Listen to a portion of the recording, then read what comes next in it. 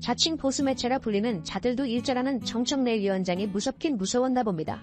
연일 정청래 위원장을 겨냥하며 막말 갑질에 특허를 냈다는 어처구니 없는 발언을 쏟아내더니 이제는 정청래 청문회를 해야 한다며 마치 건수를 잡은 것 마냥 연일 보도를 쏟아낸 것입니다. 우리의 정청래 위원장은 모든 것은 법대로라는 입장을 다시 한번 밝힌 데에 이어 무엇보다 말도 안 되는 이진숙 사태를 만들고 또 책임지지 않고 임명까지 강행하며 언론 장악으로 국민들의 눈과 귀를 막으려는 윤석열 정부에 대한 책임을 물을 것이다 밝힌 데에 이어 그 누구보다 이진숙 탄핵, 윤석열 탄핵에 앞장서겠다는 의지를 나타내 국민들의 가슴을 시원하게 만들어줬습니다. 오늘의 주요 소식 국민주권TV에서 국민 여러분께 자세히 전해드리도록 하겠습니다. 구독과 좋아요로 저희를 응원해주세요. 항상 최선을 다해 진실만을 전달하기 위해 끝까지 노력하는 국민주권TV 되겠습니다. 나는 지금까지 20년 넘게 조선일보와는 단 한 번도 인터뷰도 하지 않고 상대하지도 않았다. 누가 나에게 물은 적이 있다. 왜 조선일보와는 인터뷰하지 않느냐? 그래서 짧게 답했다. 나는 언론하고만 인터뷰한다. 조선일보가 아젠더 세팅하는 시대는 이미 진작에 끝났다.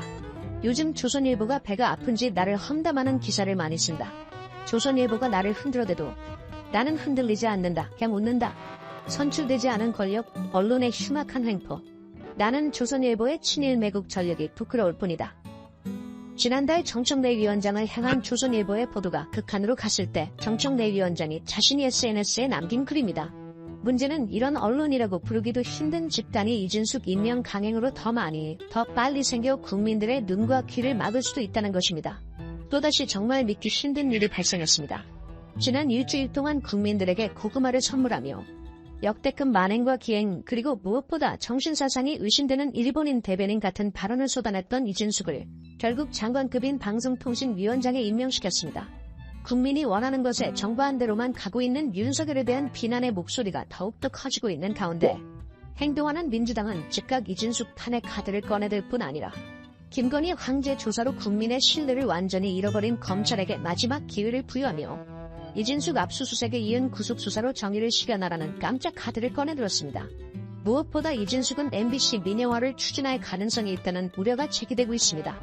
2012년 당시 기획조정본부장이었던 이 위원장은 최필립 정수장학회 이사장과 MBC 민영화를 논의한 적이 있습니다. 또한 2022년 말 유튜브 채널에 출연해 YTN 민영화 추진 소식을 언급하며 MBC도 그렇게 하지 않으면 좌파 정권이 들어오든 우파 정권이 들어오든 사회해가 되는 집단밖에 안 된다고 발언한 바 있습니다. 인사청문회 과정에서도 MBC에 대한 민영화 여론이 있다고 말했습니다. 이러한 발언들은 이진숙이 MBC 민영화를 염두에 두고 있음을 시사하는 것으로 해석되고 있습니다. 이진숙 방송통신위원장이 임명되고 공영방송 이사 선임안을 의결하면 더불어민주당은 즉시 이 후보자에 대한 탄핵안을 발의하고 다음 달 1일 본회의에 보고할 계획입니다. 이어서 2일 혹은 7월 임시국회 회기 마지막 날인 3일까지 탄핵안을 표결 처리하는 방안이 논의되고 있습니다. 애초 민주당은 다음 달 1일 본회의에서 전국민 25만원 지원법과 노란봉투법을 처리하려 했습니다. 그러나 이진숙 후보자에 대한 탄핵이 주요 변수가 되면서 이번 임시국회 회기에는 탄핵에 집중하고 25만원 지원법과 노란봉투법은 8월 임시국회에서 처리하는 방안이 거론되고 있습니다. 25만원 지원법과 노란봉투법은 여당의 필리버스터가 예상되므로 이 법안들을 탄핵안과 동시에 추진하면 전선이 분산될 우려가 있다는 이유에서입니다. 민주당 원내 관계자는 이 후보자가 임명돼 이사 선임안을 의결하는 순간 탄핵으로 간다며 본회의 소집 목적의 우선순위는 이 후보자 탄핵안 처리라고 설명했습니다. 25만원 지원법과 노란봉투법 및 대법관 임명 동의안 처리와 관련해서는 아직 결정되지 않았다면서도 모든 것은 이진숙 탄핵을 중심으로 고려하게 될 것이라고 전했습니다. 이렇게 중요한 법안들을 이진숙 탄핵 때문에 연기시켜야 하는 것이 너무나 안타까운 현실인 것입니다. 대통령실에서 바로 탄핵될 후보를 임명 강행하는 이유는 따로 있습니다. 우선 임명해서 2인 체제를 만들어 박문진과 KBS의 이사진 선임 의결을 마치고 국회 본회의를 통해 탄핵 소추안이 논의되고 최종 가결되기 전에 방통위장이 스스로 사퇴하게 하면 탄핵 소추안은 폐기되고 선임 의결은 확정됩니다. 박문진 이사 9명의 임기는 8월 12일까지이고 KBS 이사 11명의 임기는 8월 31일까지입니다. 방통위는 미리 공모를 진행해 이사 지원자에 대한 국민 의견 수렴을 모두 마쳤고 선임안 의결만 끝내면 되는 상황입니다. 이른바 타이밍 싸움을 하고 있는 것입니다.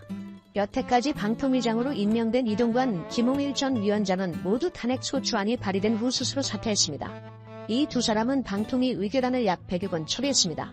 민주당은 당시 대통령이 직접 임명한 상임위원과 2인 체제로 날치기 의결을 했다는 이유로 탄핵 소추안을 발의했습니다. 이진숙 방통위장 후보 또한 임명 직후 공영방송 이사 선임안을 의결하고 탄핵 소추안이 발의되면 곧장 사퇴할 것으로 예상됩니다. 그러면 또 새로운 방통위장을 임명해야 하는데 민주당에선 방통위장 인재풀이 고갈될 때까지 탄핵할 것이라고 이미 선포했습니다.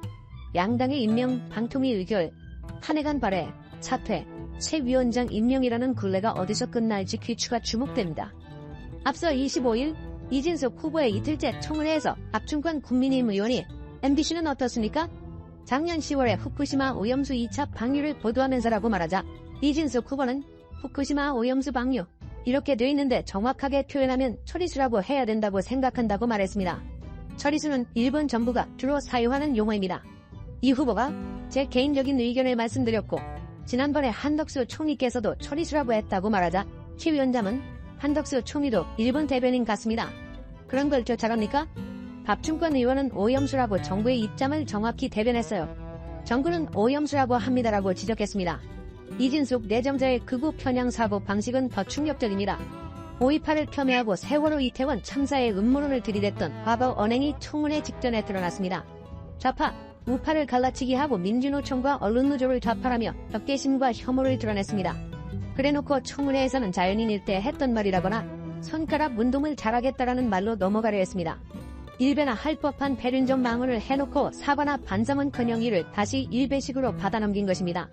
그러나 그는 스스로 극우가 아니다라고 답했습니다.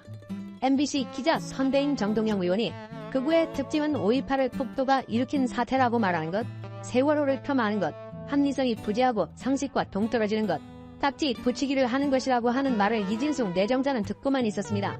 그는 이미 자신이 극우라는 사실을 인지하지 못할 만큼 극우 성향에 깊숙이 빠져있는 것입니다. 이렇게 극우적이며 현역한 사고에 빠져있는 인사에게 우리나라 방송통신정책과 공영방송의 미래를 맡겨도 되는 것일까요? 그러나 정작 놀라운 것은 이진숙 내정자와 청문회를 보도하는 언론의 모습입니다.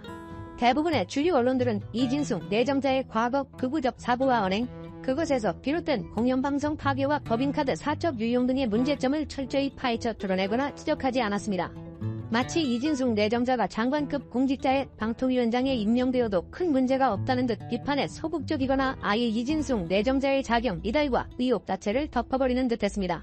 하지만 가장 큰 문제는 윤석열이 이진숙 지명을 강행하려 한다는 의지를 보이는 데 있습니다. 박찬대 더불어민주당 원내대표 및 당대표 직무대행이 29일 이진숙 방송통신위원장 후보자를 비리 종합백화점이라고 칭하며 윤석열 대통령을 향해 이 후보자의 지명 철회 및 공개 사과를 요구했습니다. 박 직무대행은 이날 최고위원회에서 윤석열 정권은 범욱한 정세 변화에 홀로 눈 감고 길을 막으며 방송 장악에 소중한 국력을 허비한다며 국회에서는 방송 장악을 위한 여당의 아무 말 떼쓰기가 자행된다. 세상이 어떻게 돌아가든지 전혀 관심이 없고 그저 권력 유지에만 몰두하는 대통령의 그 여당다운 한심한 작태라고 밝혔습니다. 박 직무대행은 대통령부터 대우각성하고 공영방송 탈취 시도를 당장 포기해야 한다며 두 가지 요구사항을 공개했습니다. 박 직무대행은 첫째는 이진숙 후보자 지명 철회다라며 윤석열 대통령이 지명한 이진숙 후보자는 비리 종합백화점이다. 법인카드 한도에 2배를 쓰면서 증빙자료는 제출하지 않고 선물이나 골프 접대 등 부정사용 의심 정황도 발견됐다고 말했습니다. 이어 공직이 아니라 사법 처리를 받아야 할 대상을 지명한 데 대해 국민에게 공개 사과하고 지명을 즉각 철회해야 한다고 덧붙였습니다. 여러분은 어떻게 생각하시나요? 여러분들의 의견을 자유롭게 댓글로 남겨주세요. 하나하나 읽어보고 명심하고 반영해서 더욱 유익한 영상 제작하도록 최선을 다하겠습니다. 여러분의 구독과 좋아요는 영상 제작에 큰 힘이 됩니다. 시청자 여러분 제발 혁명을 위해 힘을 보여주세요. 오늘 준비한 영상은 여기까지입니다. 앞으로의 관련 소식도 계속해서 전해드릴 것을 약속드리며 영상이 유익하셨다면 구독과 좋아요 한 번씩 부탁드리겠습니다. 정말 열심히 하는 채널 되도록 하겠습니다. 진심으로 감사드립니다.